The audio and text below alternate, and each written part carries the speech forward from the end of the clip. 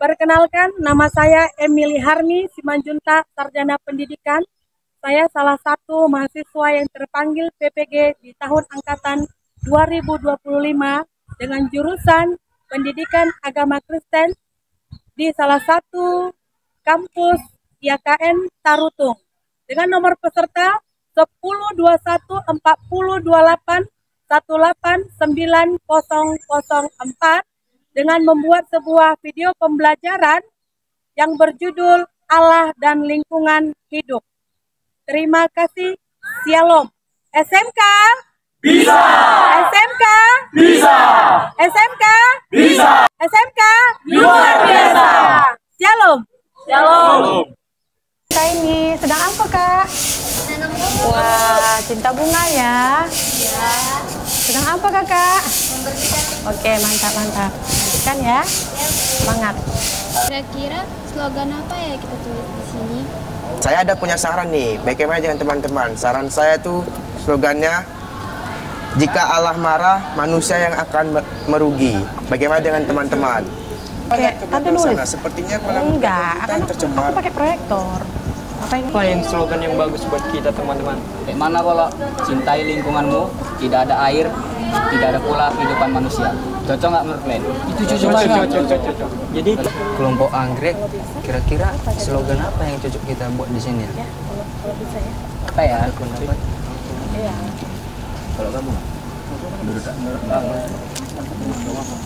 Menurut aku itu ibaratnya kalau bukan kita yang menjaga lingkungan, terus siapa lagi?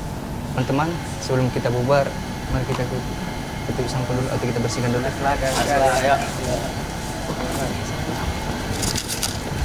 Bagaimana sih cara kita menjaga lingkungan ini? Biar menjaga lingkungan itu, yang pertama ialah kita harus membuang sampah pada tempatnya. Dan yang kedua, kita harus membersihkan lingkungan sekitar kita. Yang ketiga, kita menanam tanaman di sekitar kita. Shalom, selamat pagi semuanya. Oke, apa nama Ibu? Video pembelajaran seperti biasa, kita bernyanyi dan berdoa. Baik, ya.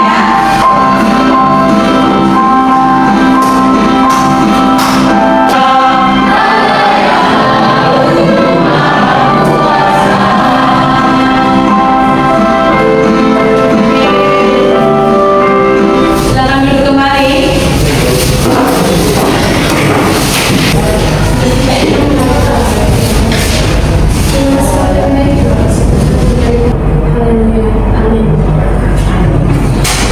Baik, Ibu absen dulu ya. Febrianti Adelia Sibarani, Diva, buat suaranya nggak ya? Dian, Kaira, Jessica. Materi kita hari ini diambil satu.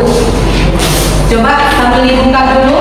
Kejadian 1 ayat 1 sampai 31. Di sini Ibu ada pantun. Mau nggak pantun?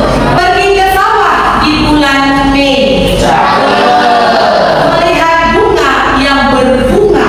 Jaga alam dengan iman agar hidup bahagia selalu. Melalui modul ajar ini, peserta didik diharapkan mampu memiliki tanggung jawab memelihara dan mewujudkannya dalam tindakan. Di sini Ibu mau coba dulu di dalam profil pelajar Pancasila, pribadi yang mandiri.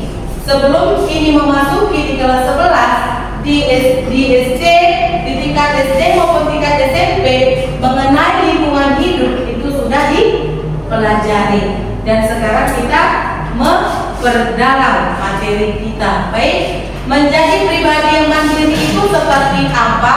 Menghargai diri sendiri terwujud dalam sikap integritas. Ayo, siapa mau jawab? Siapa mau coba jawab? Menjadi pribadi yang mandiri itu seperti apa? Ya, silakan Johan. Silakan berdiri. Bertanggung jawab untuk menjaga lingkungan dan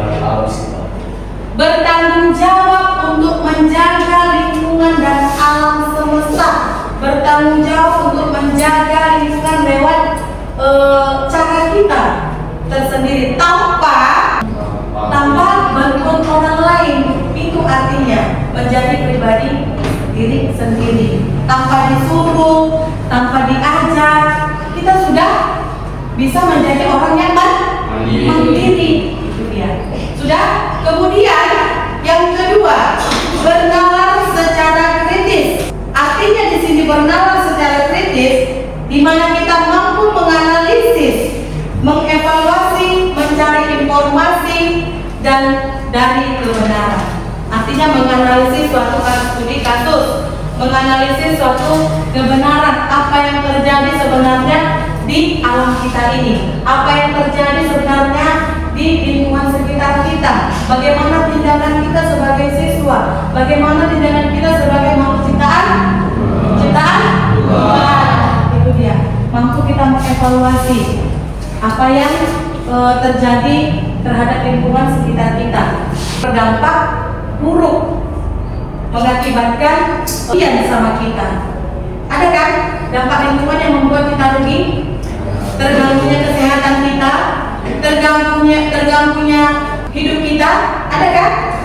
Faktor lingkungan yang kurang bersih. Bagaimana kita mampu menganalisis dan mengevaluasi, mencari informasi. Suatu kejadian juga boleh, misalnya ada kejadian yang kita dengar di suatu daerah, boleh kita cari apa?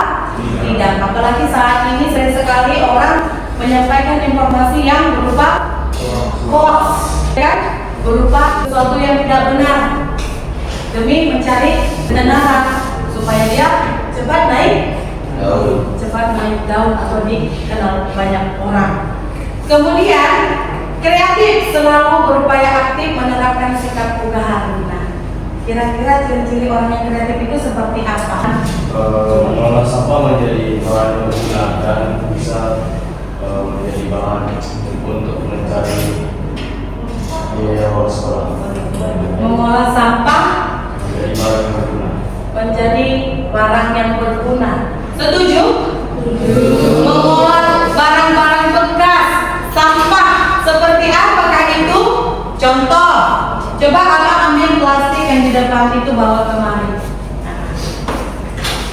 Bawa aja ke sini Kak, semua. Wow, tepuk tangan dulu buat Bang Johan. Sudah dipersiapkan ya. Salah satu siswa yang kreatif memanfaatkan barang-barang bekas, mau jadi apa ini? Nah, coba lihat. Kira-kira ini bisa dijelaskan Bang? Jadi tapi ini mediasinya, biasanya kan mediasinya kan tanah, tapi ini beda. Mediasinya itu sebagai mengganti tanah itu adalah kapas. Biasa ya, inilah ciri-ciri anak yang kreatif, memanfaatkan sesuatu yang tidak berguna menurut orang lain, bagi dia sangat berguna. Selain dijadikan ini sebagai hiasan, bisa juga sebagai ini plastik. Plastik, kalau kita punya pengetahuan yang tinggi, ya ilmu yang tinggi, suka mencari informasi, apa sih gunanya plastik ini? Biasanya kalau ibu-ibu rumah tangga atau anak-anak kami selesai belanja, selesai membeli sesuatu dengan bungkusan plastik, ini langsung dibuang, ya kan? Tidak dimanfaatkan. Tapi bagi orang yang membutuhkan, ini sangat berguna sekali bagi dia. Selain menghasilkan uang, bisa juga menjadi pemandangan yang indah seperti ini. Ini kan terbuat dari, biasanya kalau hiasan di dinding itu seperti ini akan diberikan kaca, ya kan? Tapi di sini plastik. Inilah bisa juga bermanfaat. Plastik ini juga bisa dibuat keterampilan seperti bunga, ya.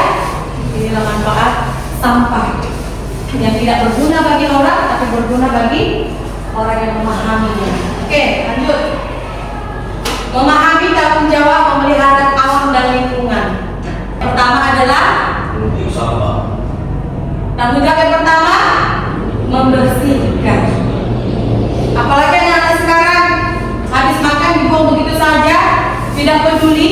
Nanti ada kok petugas kebersihan, ada kok petugas yang lain. Apakah itu peduli lingkungan bersih? Tidak. Jadi di mana letak tanggung jawabnya? Dari diri sendiri tadi. Tadi kan sudah dibilang yang pertama, menjadi pribadi yang mandiri, Ketika kamu memakan sesuatu, ingatlah membuang sampah pada tempatnya. Jangan asal dibuang sembarangan. Coba lihat dulu di sekitar ruanganmu ini. Tundukkan dulu kepalamu, coba dulu lihat di bawahnya. Coba ayo, yang ada sampah di samping kiri kanannya boleh diambil. Itu artinya peduli kebersihan, peduli sehat. Oke, sudah? Itulah salah satu bentuk tanggung jawab terhadap lingkungan. Mendeskripsikan bentuk dan bahaya. Banjir, longsor, apa lagi? Gempa bumi, kebakaran hutan, pemanasan global.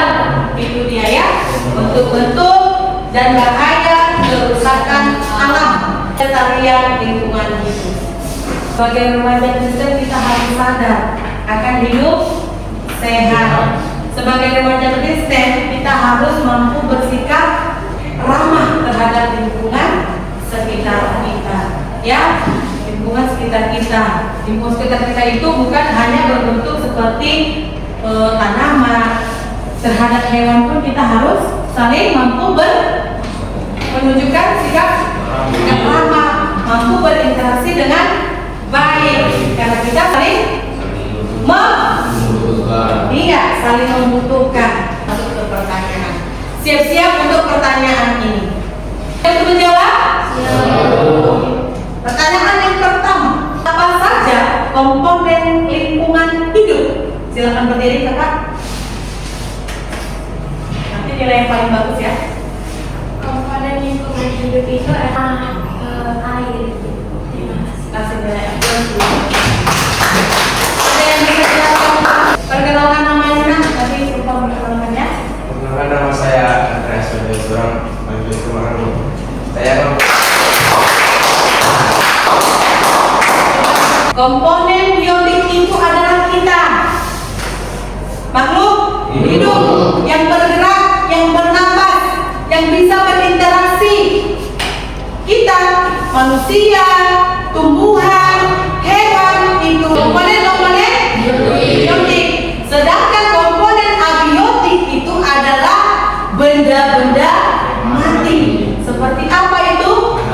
Tanah, air, angin atau udara. Paham ya? Nanti kalau ada lagi pembelajaran di kelas 3 selanjutnya, kalau ditanya apa itu komponen-komponen dari lingkungan hidup, kamu sudah bisa menjawabnya. Pak, apa saja bentuk kerusakan lingkungan hidup yang kalian temukan di dalam kehidupan sehari-hari? Siap? Kalian membuat hutan menjadi gundul sehingga dapat menyebabkan banjir, dan membuang sampah sembarangan ke sungai menyebabkan banjir juga. Saya terima kasih. Ya, kasih aplaus dulu buat abang.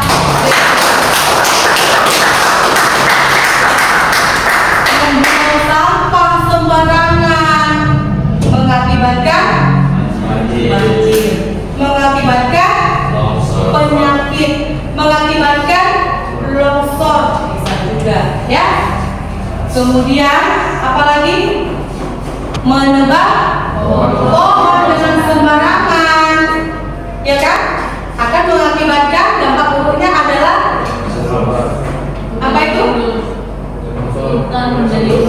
Hutan menjadi gundul, polusi udara, makhluk hidup yang ada pun di sekitar hutan itu akan kebingungan mau di mana tinggal, ya kan? Yaitu hewan apa istilahnya? Flora dan fauna, ya. Baik. Mengapa makhluk hidup perlu berperan dalam lingkungan hidup? Mengapa makhluk hidup perlu berperan dalam lingkungan hidup? Apa perannya? Makhluk hidup bergantung pada di mana tempat dia tinggal. Ketergantungannya apa? Perlu air. Perlu air kan? Perlu makanan. Perlu tempat tinggal. Kita baik manusia maupun hewan. Ya. Hewan pun perlu memiliki tempat tinggal yang nyaman, ya. Perlu juga mendapat makanan yang sehat. Perlu juga punya tempat butuh air, ya. Namanya makhluk hidup. Kalau nggak minum gimana? Mati, ya. Kamu saja nggak minum 1 hari, haus, ya kan? Kamu saja nggak makan 1 hari, ya kan? Pasti? Beraktivitas Bu? Beraktivitas Bu? Susah, ya. Bagaimana cara kita mengelola limbah termasuk sampah agar tidak mencemari lingkungan? Bagaimana? Silakan Abang. Alam mencakup semua makhluk hidup seperti tumbuhan, hewan, serta komponen tak hidup. Komponen tidak hidup tadi seperti air, udara, dan tanah. Ya, berbagai jenis ekosistem dapat ditemukan di alam, antara lain hutan yang kaya akan pepohonan dan satwa, pegunungan tinggi dan sejuk, serta padang rumput yang luas. Sayangnya, memelihara alam dan keindahannya belum tentu dianggap. Keindahan perlu sebagian orang. Justru alam dirusak oleh berbagai tindakan manusia, baik sengaja maupun tidak. Tuhan menciptakan semua yang ada di bumi dan memberikan tanggung jawab kepada manusia untuk menjaga ciptaan Allah. Itu nanti ada di Kejadian 1 ayat 1 sampai 31. Ya, alam mencakup semua makhluk hidup seperti hewan, tumbuhan, dan komponen lainnya. Artinya semua saling membutuhkan. Tetapi ini dirusak oleh manusia yang tidak bertanggung jawab. Seperti apa? Dirusak manusia tidak bertanggung jawab itu demi kepentingan diri sendiri. Kepentingan diri sendiri itu seperti apa? Mencari kekayaan. Biasa itu para pebisnis, ya kan? Para pebisnis. Apa itu? Pertambangan itu digali untuk keuntungannya sendiri, memperkaya dirinya sendiri. Yang korbannya siapa? Satu pelakunya, yang korban siapa? Harapan, ya kan? Di situ kita dapati apa? Ada danau Toba dengan indahnya ciptaan Tuhan. Kemudian ada gunung-gunung yang tinggi. Tetapi ada manusia untuk mencari keuntungan dengan serakahnya, dia nggak peduli lagi terhadap masyarakat sekitarnya. Mau selamat, mau nggak selamat, yang penting aku bisa mengelolanya. Dengan cara apa? Dicampurlah semua perbukit-bukitan itu, dicampurlah semua pegunungan itu untuk ditanami, ya kan? Untuk ditanami. Seperti apa itu yang sering? Kalau di daerah-daerah Sumatera Utara, daerah-daerah Parapat sana, seperti ditanami kopi, ditanami apa lagi? Gandum, ditanami padi, ditanami bawang. Boleh dibaca satu orang yang kuat suaranya untuk materi ajar kita. Silakan siapa yang bisa suara yang kuat, Kak Kaina. Pemaparan materi ajar. Dari beberapa waktu belakangan ini, berbagai media cetak dan elektronik mengangkat berita tentang bencana, mulai dari bencana kecil sampai bencana besar. Kira-kira bencana kecil seperti apa? Bencana kecil itu biasanya turun hujan deras, banjir, satu lingkungan. Bukan semua ya. Contoh daerah ke Kota Medan, seperti itu dia. Contoh bencana yang kecil. Tapi kalau sudah dikatakan bencana besar itu seperti tsunami, gempa bumi, banjir bandang bisa meluas kemana-mana, ya kan? Ya. Dari banjir bandang karena curah hujan yang hebat sampai sumber daya alam, hal ini tentu menimbulkan dilema. Dalam kondisi yang demikian, apakah yang harus manusia lakukan? Kalau di sekitar kita tidak ada tumbuh-tumbuhan, yuk kita sama-sama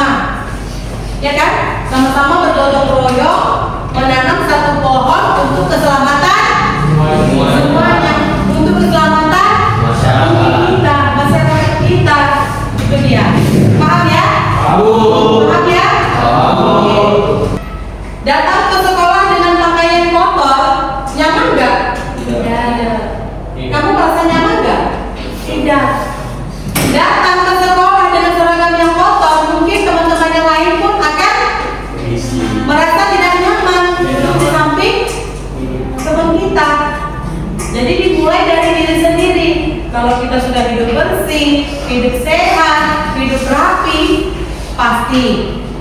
Siapapun orang, siapapun dia, pasti akan disenangi banyak.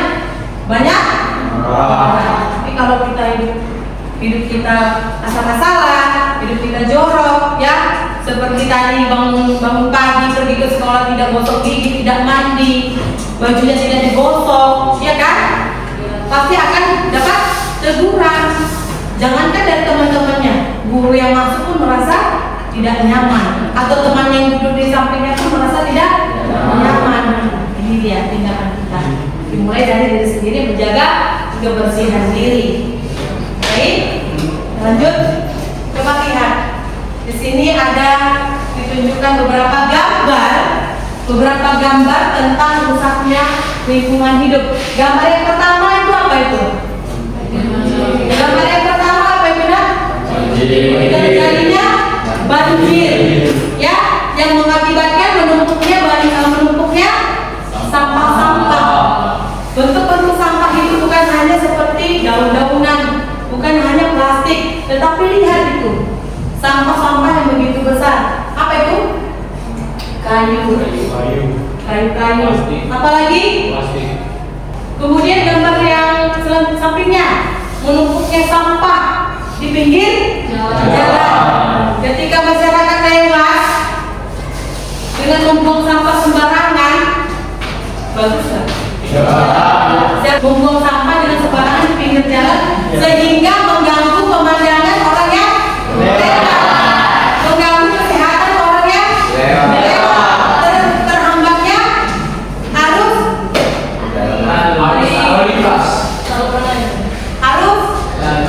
jalan, ya. Gambar yang sini seperti ini, sebelah sini. Yang pertama itu banjir, sehingga mengakibatkan tenggelamnya warga. Siapa itu pelakunya? Diri kita sendiri. Siapa yang pernah merasakan kebanjiran? Saya pernah merasakan kebanjiran. 6 tahun saya tinggal di Binjai, baru itu saya merasakan kebanjiran sampai semuanya hampir tenggelam.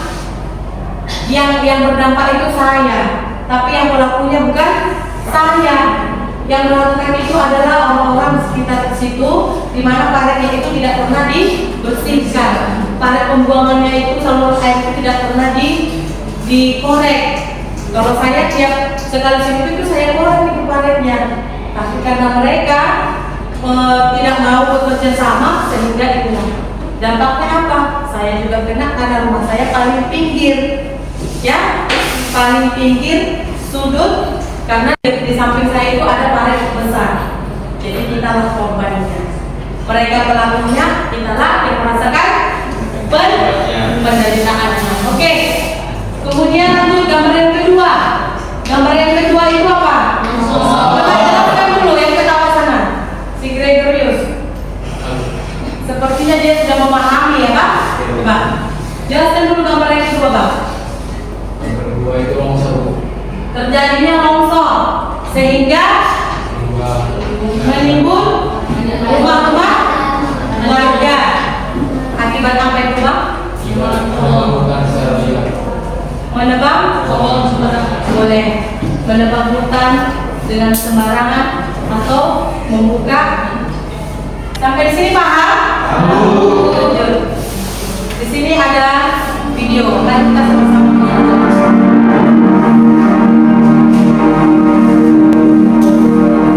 Dipahami ya video ya. Biasanya dari gunung ataupun pegunungan ataupun daerah sekitarnya, jika terjadi hujan lebat, kumpulan itulah yang akan menyerap air. Tapi jika mereka sudah terdampak adanya realisasi, air hujan akan mengalir langsung tanpa tersebut dan terjadilah erosi. Video yang kita tonton tadi jadi sebuah pelajaran bagi kita, seorang pelajar. Banyak yang terjadi di sekitar kita. Dari hal yang kecil bisa mengakibatkan dampak yang sangat besar. Masuk pada dasar Alkitab, keajaiban dan keindahan. Ayo kita buka Kejadian 1 ayat 1 sampai 31. Boleh dibaca? Silakan kakak dari sini ya. Buat suaranya. Allah menciptakan langit dan bumi serta isinya. Pada mulanya Allah menciptakan langit dan bumi. Lanjut. Silakan. Bumi belum berbentuk dan kosong. Gelap gulita menutupi samudra raya. Dan roh Allah melayang-layang di atas permukaan air.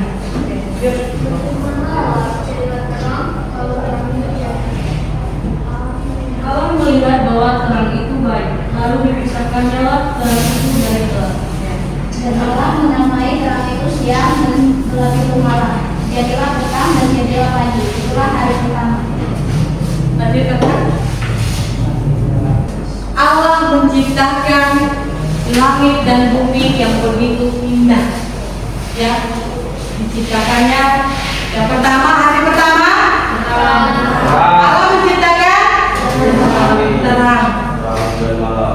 Yang kedua Allah menciptakan yang ketiga Allah menciptakan hari keempat Allah menciptakan yang kelima Allah menciptakan yang keenam hari keberapa Allah menciptakan makhluk hidup? Yang keenam manusia. Manusia diciptakan segambar dan serupa dengan Allah. Istilahnya adalah imam bode. Segambar serupa dengan Allah. Di sini ada tugas membuat sebuah puisi. Boleh dipilih ya. Ini puisi tentang keindahan alam. Yang kedua puisi tentang kerusakan alam. Boleh dipilih ya. Ini nanti bentuknya berupa kelompok. Yang baris kelompok satu barisan ini, kelompok dua barisan ini nanti mewakili. Yang ini tentang keindahan alam, yang ini tentang kerusakan alam. Dalam waktu 5 menit saya kasih tulis. Silakan. Oke, untuk kelompok puisinya boleh dibacakan ya di depan. Marilah kita menjaga alam agar tetap hidup. Jangan hanya menikmati keindahannya saja, tetapi dari kelompok satu akan mempresentasikan slogan kami yaitu mari budayakan menjaga lingkungan hidup, alam yang mati, manusia yang punah. Yeay, kelompok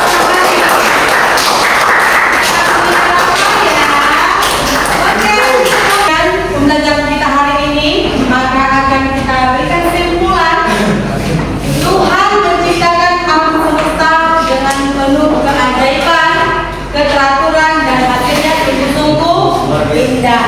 Manusia diberi mandat oleh Allah untuk menjadi rekan kerja Allah dalam merawat bumi dan alam sehingga memberikan hasil yang baik. Sayangnya, tidak semua menyadari bahwa sengaja ataupun tidak sengaja tindakan mereka dalam mengelola bumi dan alam ini justru merusak keindahan alam. Sebagai generasi muda, kita harus menjalankan mandat untuk merawat bumi dan alam semesta ini dengan baik, sehingga bumi tetap memberikan hasil yang menguntungkan sampai manusia sampai akhir. Dan terima kasih. Kita tutup dengan doa. Satu di dalam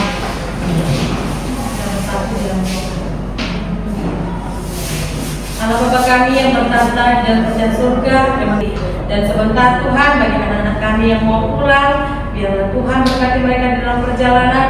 Tuhan sampaikan mereka dalam keadaan sehat dan selamat, sehingga mereka bertemu dengan orang tua yang mereka kasihi.